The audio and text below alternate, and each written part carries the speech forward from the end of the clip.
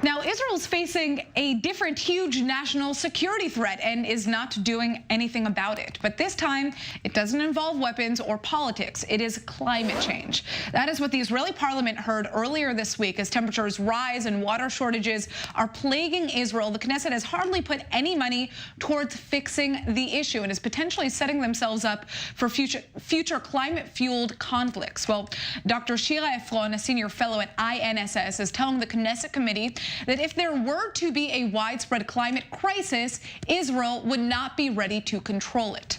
Really scary stuff, and we're joined by the director of the director of Friends of the Earth, Gidon Bromberg, to break down what this means. Thanks for joining us. Give us a sense of how ready Israel is to deal with a climate disaster. Well, Israel is already facing a climate crisis today. The Meteorological Service of Israel released just a few weeks ago a report showing that temperatures have risen here in the region by over 1.5 degrees. For the rest of the world, that's a nightmare. In Israel and here in the region, we're in fact expecting, due to climate change, a 4-degree increase in temperature. For the last 20 years, we've seen 15 years of drought. We saw the Sea of Galilee just 2 years ago reach the black line, which threatened that the Sea of Galilee could turn into a saltwater lake rather than a freshwater lake because of the dramatic reduction in precipitation and the flow from the upper Jordan into the Sea of Galilee.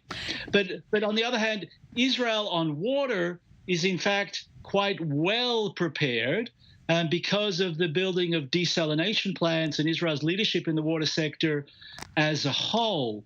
The problem that Israel faces is with the broader region and the lack of cooperation that is in place and is desperately needed if we're to make sure that the mitigation and adaptation efforts of climate change are not only with Israel, but with Israel's neighbors, so that.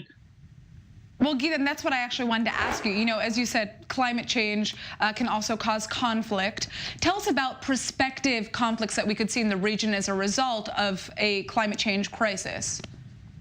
So many people would speak to the uprising in Syria as a very powerful example of how climate change contributed to that uprising, to terrible violence because of the failure of the Assad government to respond to many years of drought, and then people leaving rural areas with animosity and coming to the urban areas that helped feed the violence and the uprising. But that uprising didn't just stay in Syria.